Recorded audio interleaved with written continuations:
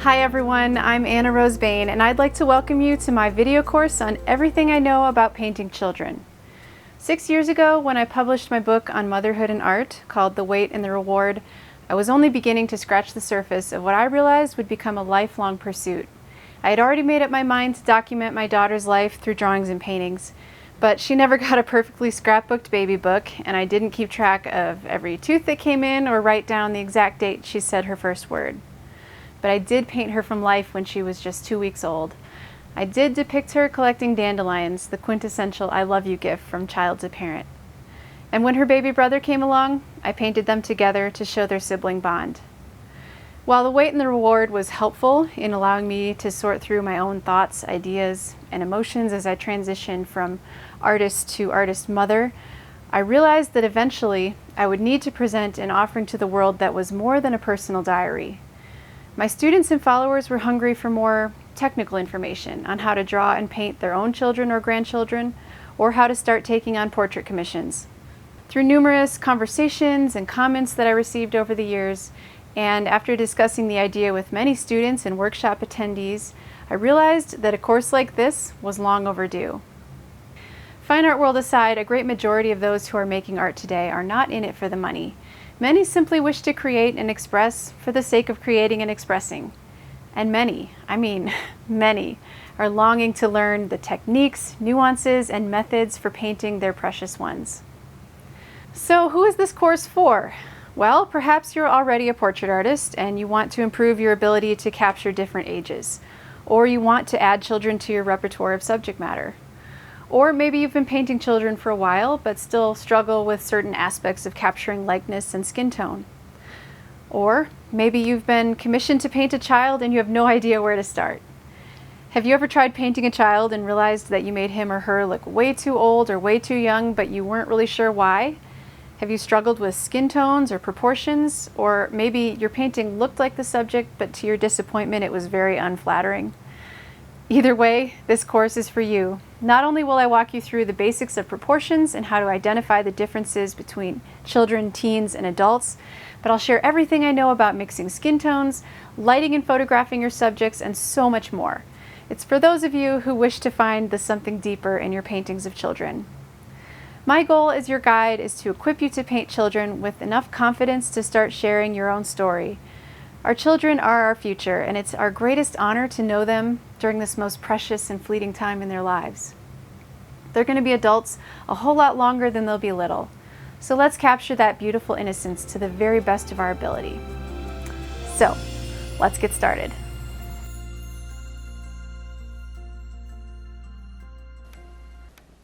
When I began doing some research for this course, I was surprised at how little information there was on painting and drawing children.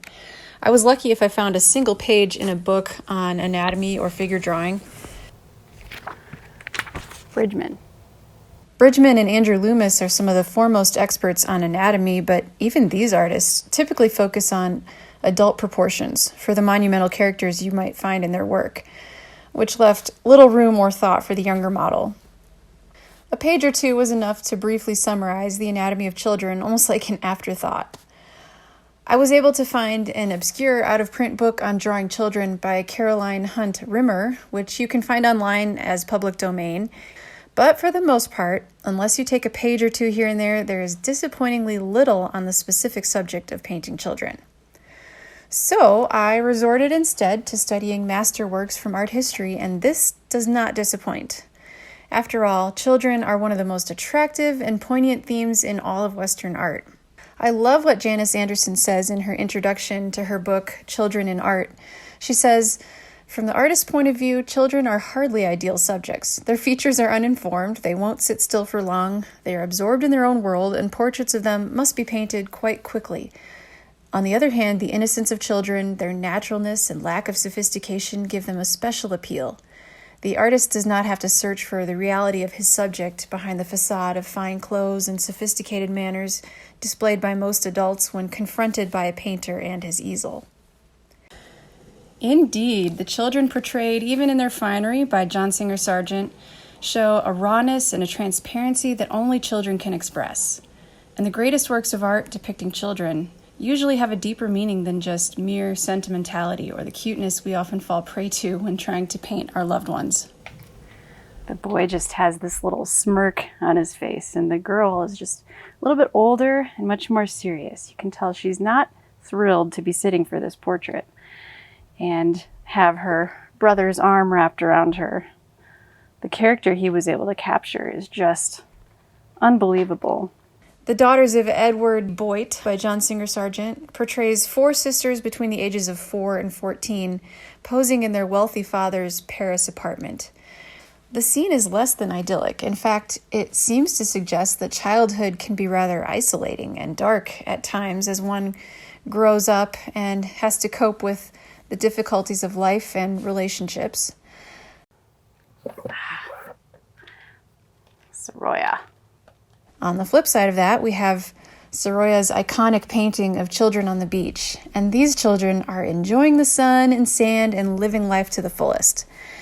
He had a way of just making them a part of the whole scene. You know, it's not just about the children, it's about the children and their relationship with the water, with nature, with the sunlight. So it all becomes part of this amazing work of art. Some of my favorite paintings of children, of course, are those that express that childhood sense of wonder. Sargent's painting, Carnation, Lily, Lily, Rose, is a great example of this. And it wasn't just about the children. It presented a great technical challenge for him because he chose to only work on it for a few minutes in the evenings when the twilight made the flowers glow as if they were lit from inside. Of course, I'd be remiss if I left out Mary Cassatt, whose portraits show this extra measure of sensitivity and intimacy because she used family members as her models, even though she didn't have children of her own. Her skin tones are just rich and creamy, and she uses extremely soft and blended edges with touches of highlights on the hair and clothes, and it creates this beautiful impressionistic effect. And she's really trying to capture single moments or gestures that illustrate kind of this psychological knot or connectivity between child and parent or child and nurse. And I love that about her work because here is where it takes it to the next level from just being something cute and sentimental to something that's a little bit deeper and more psychological. I'd love to talk about Cecilia Beau's portrait of Ernesta, which is a great painting because it's one of the first times in art history that we see the painting composed as if it's from the child's perspective. It's totally at her eye level, and the adult is completely cropped out except for her hand holding the little girl's hand, which I love. This one is one of my favorites.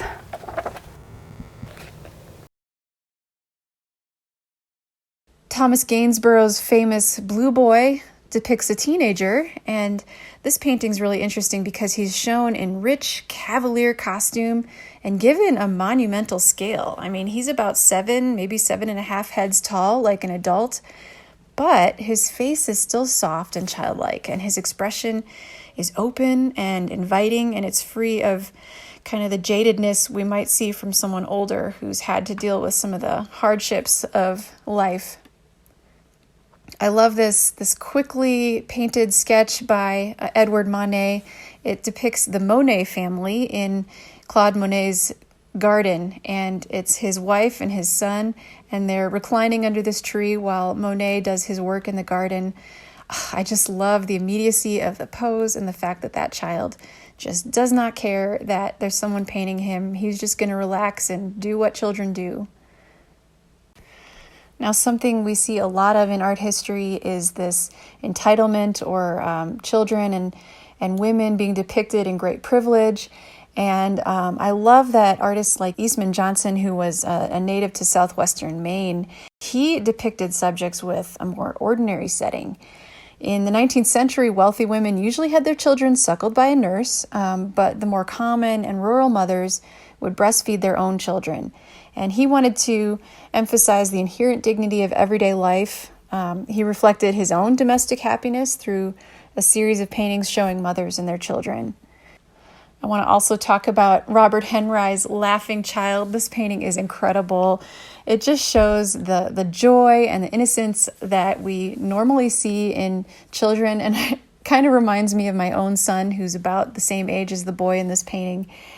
The red lips, the red cheeks and ears, just so full of life and vigor. And it's something we see our children falling into, that smile and that little bit of impishness, like they're up to something. One of the joys of capturing children is that this kind of expression just comes so naturally to them.